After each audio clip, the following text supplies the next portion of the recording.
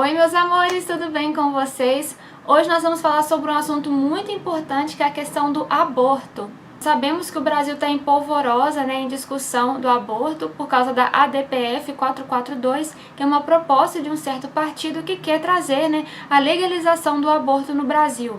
Para quem não sabe, o Brasil tem 3 aprovações de aborto, que é no caso de grave risco de morte à mãe, no caso de estupro e no caso de bebês anencéfalos.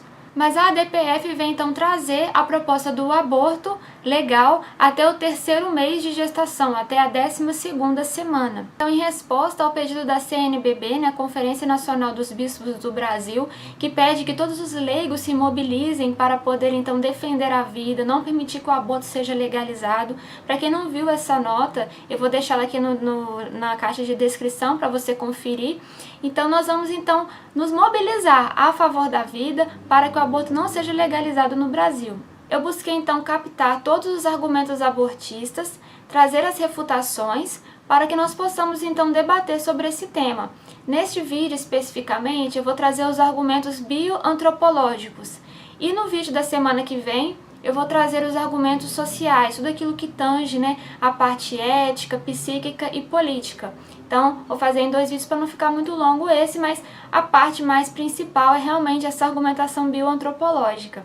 E no final do vídeo eu vou deixar uma dica prática para você, daquilo que você pode fazer concretamente na sua cidade para poder então fazer esse pedido da CNBB acontecer. Que nós possamos então nos mobilizar para difundir a cultura da vida e não permitir com que essa lei seja aprovada, mesmo que agora ela não seja, que assim nós esperamos que ela não seja aprovada, mas sempre esse tema vai ser recorrente na nossa sociedade. Nós precisamos então também nos fortalecer naquilo que é realmente a defesa da vida. A primeira coisa que nós temos que ter em mente é que existe um interesse para que haja aprovação do aborto. Existe uma agenda mundial já programada que visa com que o aborto seja legalizado, porque a partir do aborto sendo legalizado, isso será a porta de entrada para que muitas outras formas de morte, da cultura de morte, possam ser implantadas no mundo.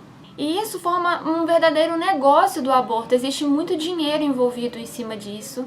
Em alguns países, inclusive, já existe banco de fetos, onde as pessoas podem ir lá, os laboratórios, e comprar tecidos dos fetos, células, para isso colocar nos seus produtos, ou até mesmo são bebês que possivelmente deveriam ter sido abortados, mas eles não abortaram, para que se façam pesquisas em cima deles. E isso é muito complicado, porque além da cultura de morte, você está lidando com vidas, de assassinatos, você também está estabelecendo a morte da própria identidade social. Porque se revela uma sociedade incapaz de suportar as cargas sociais, tipificando o ser humano como produtos, como aquilo que é útil, que não é útil, até mesmo uma caracterização de eugenia. As 3 formas mais comuns do aborto são essas. A primeira que eu vou falar é do envenenamento salino, O médico, ele coloca uma seringa lá na barriga, no abdômen da mamãe, tira todo o líquido amniótico e depois coloca então uma substância salina, onde o bebê vai ingerir aquela substância, ele vai morrer por envenenamento, essa hemorragia do cérebro, desidratação, e depois de 12 horas ele então vem a falecer. E aí o médico faz então, tira o feto da barriga da mãe, e aí para conferir se ele está vivo mesmo ou não, ele então tira, ele rompe a cabeça com o tronco do corpo para poder verificar realmente que houve a morte. Outro método, que inclusive é o mais comum, é o da sucção, que o médico coloca ali na mãe um aspirador muito potente, 28 vezes maior do que esse aspirador que nós temos em casa para limpeza. Ele vai sugar todo o bebê, despedaçando ali as suas partes. O crânio geralmente não vem na sucção, então o médico vai lá com uma pinça e retira depois o crânio, e depois ele joga tudo lá no balde. O terceiro método é o da curetagem, que é quando o bebê já está um pouco maior, e aí o médico então enfia como se fosse uma colher que tem uma parte mais assim afiada, e ele vai despedaçando o bebê, tirando as partes dele, vai tirando por pedaços o corpo do bebê até que ele venha a ser totalmente sacrificado. Então, quais são os argumentos abortistas mais comuns? O primeiro que eu separei aqui é assim: o feto não é um humano, mas sim uma massa de células. O que cresce no ventre da mulher não é um humano, mas um conjunto de células, um tecido fetal, uma massa de protoplasma, um apêndice da mãe que pode ser retirado. o embrião é apenas um projeto, uma possibilidade. Este tópico ele nega a viabilidade do embrião, porque fala que ele é apenas uma potencialidade de vida, e ele também nega a sua identidade orgânica e genética. Primeiramente sobre a identidade, que fala que o embrião não tem uma identidade genética porque ele é somente uma massa de células de tecido. Bom, nós sabemos que a fecundação é a união do espermatozoide com o óvulo, o ovócito secundário. Cada um tem 23 cromossomos, se junta formando um zigoto de 46 cromossomos.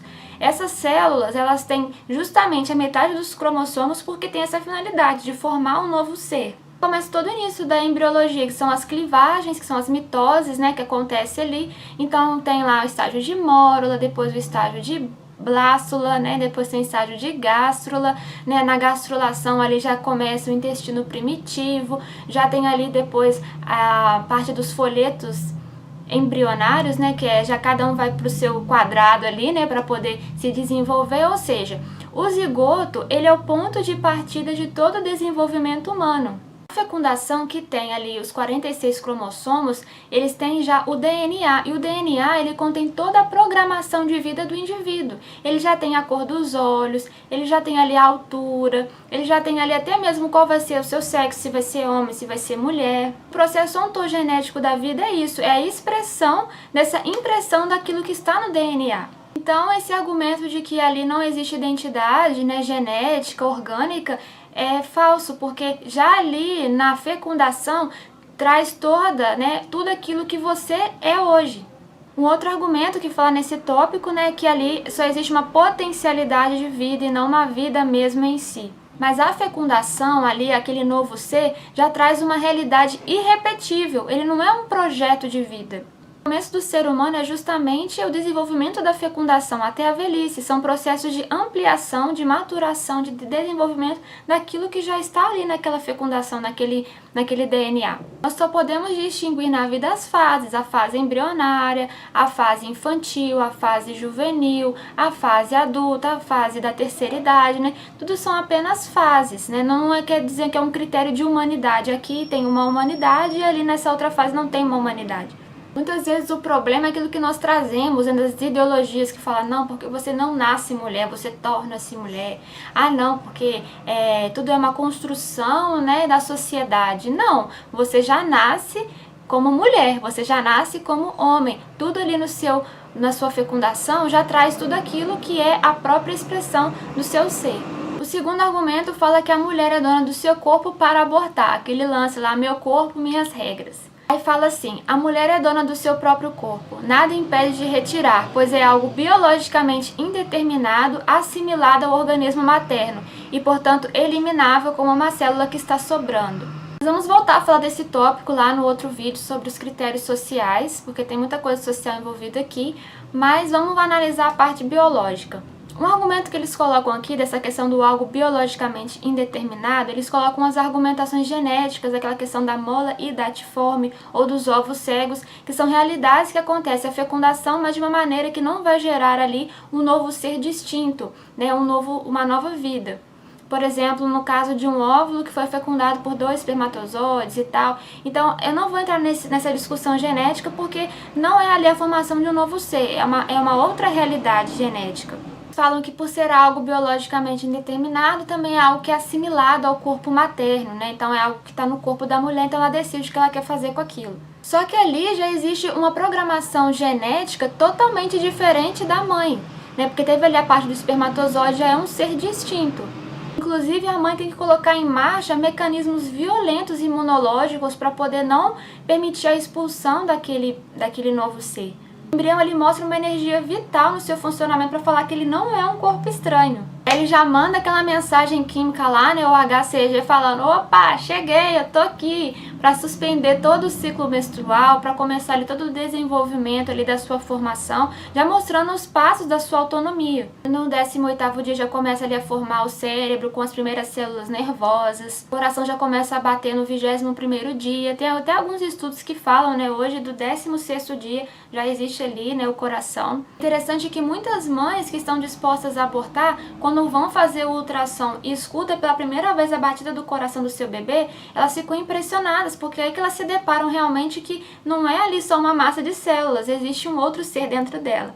45 dias já pode ver um pouquinho dos pés, das mãos. Se tiver mesmo ali um ultrassom muito potente, você consegue até já começar a ver as impressões digitais, essa aí que você tem na sua identidade. Na 7ª semana já começa ali a desenvolver a glândula genital. 90 dias, né, na 12ª semana mais ou menos, até já começa a chupar o seu dedinho, de bocejar, já ali esperando o seu nascimento. Para dizer que a mulher é dona do seu corpo, também tem que constatar que é um núcleo de responsabilidade, já que o útero é o local onde inicia uma nova vida. Essa é a função do útero. E o direito de viver é uma conditio sine qua non, ou seja, é uma realidade imprescindível à nova vida, né? Esse direito de viver. Um outro argumento que eles falam é que o embrião não é humano quando carece de atividade elétrica cerebral. Eles falam assim: o começo da existência humana deve determinar-se com o mesmo critério que define o fim, ou a morte, a ausência de atividade elétrica cerebral expressada em um eletroencefalograma plano. Como o embrião nos seus primeiros dias não apresenta atividade, pode ser extirpado sem reparos morais. Então eles falam assim: se para diagnosticar a morte de um indivíduo é necessário ver ali um eletroencefalograma plano, sem alteração ali da atividade elétrica cerebral. Então o início da vida é quando essa atividade cerebral acontece, porque somente com essa atividade o ser humano é capaz de ter uma conduta humana e espiritual. Isso acontece mais ou menos ali na 8ª semana, com 2 meses mais ou menos. Então quer dizer que até essa data você pode abortar. Esse argumento ele confunde a base de vida humana com a base da inteligência. Vamos avaliar aqui 2 problemas. O primeiro é que dá o caráter de ser humano àquele que tem o funcionamento do cérebro. A pessoa, por exemplo, que sofre traumatismo craniano, tem ali uma realidade que compromete o funcionamento do seu cérebro. Ela vai perder a sua dignidade ontológica, ele vai deixar de ser um ser humano. Sabemos que a dignidade ela já está ali impressa na fecundação. O desenvolvimento do cérebro ele é lento, né? A neurofisiologia já mostra que nem a criança recém-nascida ela tem ali já todo o aparato do cérebro. Existe todo aquele desenvolvimento subcortical, que são os reflexos involuntários, depois vem a parte cortical, que já são ali a parte voluntária. Esse processo do desenvolvimento do cérebro, ele só vai terminar ali mais ou menos com 6, 7 anos, que é onde realmente a criança começa a ter o uso da razão. Nós não podemos avaliar como critério da existência do cérebro em perfeito estado para a realidade de dignidade humana. Outro problema é que fala, né, que como a gente vê que a morte cerebral é quando tem um eletroencefalograma plano, então quando o bebê ainda não tem esse eletroencefalograma ativo ali, com as ondas cerebrais, ele está plano, é porque não iniciou a vida. Mas aí nós temos que fazer a diferenciação do que não está funcionando, né, porque não apareceu ainda ou porque já desapareceu. Ou seja, a morte de um indivíduo ele caracteriza ali um processo irreversível, não se trata de uma fase do desenvolvimento, então ele já desapareceu. Agora, na questão embriológica, ele está numa fase de desenvolvimento, porque ainda não apareceu, mas ali já está todos os atributos para que isso possa vir, né, a ser realizado. Negar o embrião à vida é uma coisa de negar a criança, né, à humanidade, porque ela não se tornou adulta, porque são fases do desenvolvimento humano. Também não confere esse argumento. Outro argumento é que eles falam que o feto não é humano porque não tem inteligência nem personalidade. A inteligência ela também não aparece assim já depois do nascimento. Os psicólogos mesmos, né, eles já falam que toda essa realidade de intuir, abstrair, raciocinar, ela só vai completar também ali a sua formação na parte da adolescência. Também confunde, né, essa dimensão da capacidade de inteligência com seu exercício atual. Então, por exemplo, um adulto que está submetido a uma anestesia geral, ele naquele momento não está fazendo o exercício da sua inteligência, mas então ele deixa também de ter a sua dignidade humana? Ou seja, para que haja, né, essa realidade cognitiva humana, já pressupõe que ali existe uma vida humana, que é a única capaz de desenvolver essas expressões cognitivas. Outro argumento que eles usam nesse tópico é porque o feto ele não tem personalidade, então não se pode atribuir direitos. Eu acho esse aqui o mais assim, sem noção. Porque eles falam assim, que a personalidade jurídica é o que angaria o amparo da lei. Então, se não tem personalidade, não há o que proteger. Está isento de atribuições de direitos. E sabe como que eles argumentam isso aqui? Eles usam a questão biológica dos gêmeos.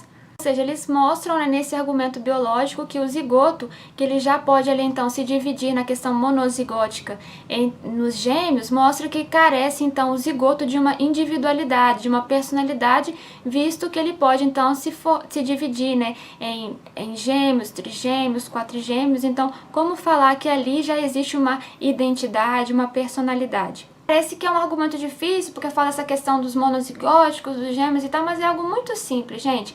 Porque se tem ali a fecundação, que é o único critério do início da vida, ali já vai começar todo o desenvolvimento. O primeiro indivíduo continua e depois o segundo começa o seu ciclo. Se torna independente do primeiro. Então é muita hipocrisia querer determinar onde começa a formação do eu. Para a gente fechar também um pouco essa realidade, tem um filósofo clássico chamado Boécio, que depois também é desenvolvido, né, nos filósofos medievais como São Tomás de Aquino, diz que uma pessoa é uma substância individual de natureza racional. Não tem dúvida que o zigoto, ou se for gêmeos, ou se for trigêmeos, de qualquer realidade, são substâncias individuais? Sim. Ele tem a natureza racional, ou seja, tem uma natureza que já está ordenada à racionalidade, mesmo que ainda não seja exercida? Sim. É uma pessoa e uma pessoa precisa ser, então, ali ter todo o amparo da lei. Outro argumento que eles falam é o seguinte: uma coisa é o aborto, outra coisa é a interrupção voluntária da gravidez.